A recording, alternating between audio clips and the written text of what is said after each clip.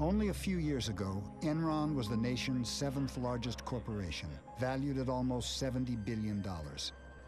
Pundits praised the company as a new business model.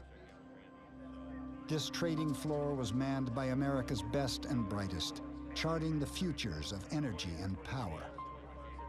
And high above each with a private staircase, Ken Lay and Jeff Skilling had built their own plush staterooms. They were known as the smartest guys in the room, captains of a ship too powerful to ever go down. In the Titanic, the captain went down with the ship. In Enron, it looks to me like the captain first gave himself and some friends a bonus, then lowered himself and the top folks down in the lifeboat, and then hollered up and said, by the way, everything's going to be just fine. Jeff had a very Darwinian view of how the world worked. He was famous for saying once in Enron's early years that money was the only thing that motivated people.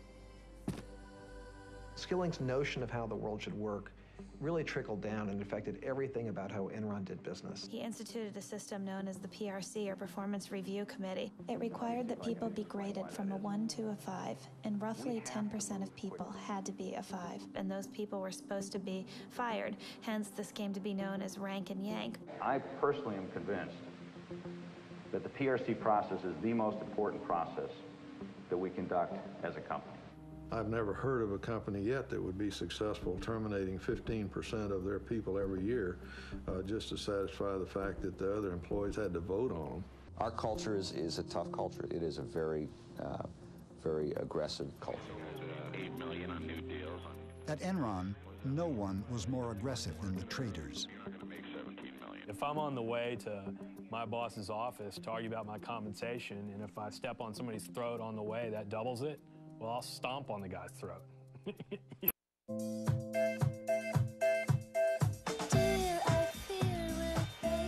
Americans are making a lot of money in stocks. The stock market soared to near record highs yesterday. The stock market continued its bull run Thursday. The Dow rose at nearly 61 points. Even the person with very little disposable income all of a sudden began to play in the stock market because nobody could fail, because stock prices were just going up and up and up. Another day, another record. And the internet and technology stocks just going wild. Gained more than 100 points to close at 7,895.81, the highest finish ever.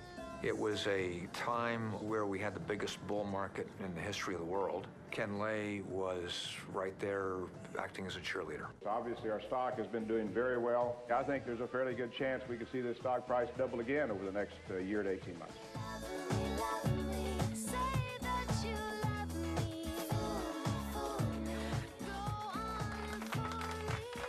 Enron mounted a campaign to capture the hearts and minds of stock analysts. The natural gas stocks include Enron. We're never satisfied, and I don't want us to ever be satisfied with the stock price. It should always be higher. Enron posted a 30% jump in second quarter profits as web-based trading boosted its wholesale energy business. The game was played on Wall Street in such an established way throughout the 1990s. As long as a company met or exceeded the analyst projections for quarterly earnings per share, the stock went higher. The game was called pump and dump. Top execs would push the stock price up and then cash in their multi-million-dollar options. People at Enron got paid in large part through stock. Everyone had a huge stake in seeing the stock price go up. And it was driven very clearly by the profits every single quarter. They're exceedingly conscious of that. Skilling was, and everyone else in the company was. They posted the stock price in the elevator. You were surrounded by the health of the company. What's the stock price doing? We were consumed by it. This company was fixated on its stock price and fixated on a massive public relations campaign to convince the investment community that they were new, different, innovative, almost heralding a new era of corporate enterprise. Come work for us. We encourage our people to do new things, try new things, experiment, step out. We begin by attracting the kind of people that are more comfortable in an environment of change. You know when you work for Enron, you're going to see the newest thinking. You're going to see the newest markets opening up. Just last week, Enron captivated Wall Street with its bold move into broadband, teaming up with Blockbuster to deliver movies on demand.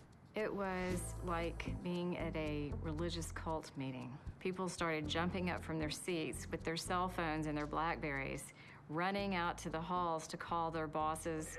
One analyst summed up his recommendation to investors in one word: wow. Enron's stock soared 34% in 2 days.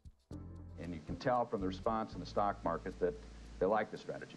It makes sense. They announced that they had developed the technology. It would be in test markets by the end of the year. And the technology works.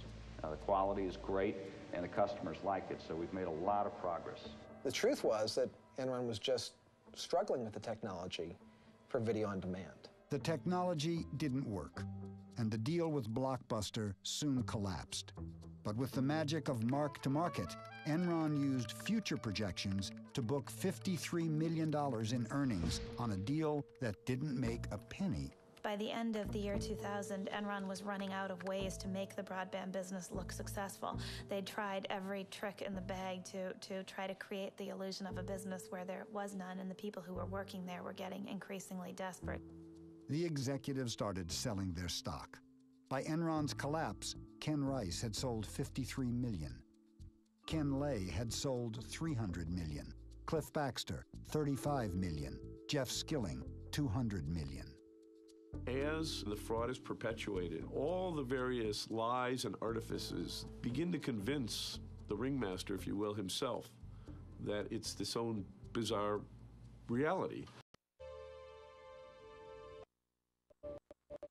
We could just hear rumbles all the way up and down Main Street here and all throughout the city that things were very difficult at Enron. One guy who a year before had come to me and said, I'm working for Enron, I was very excited, but within a year was waking up every night with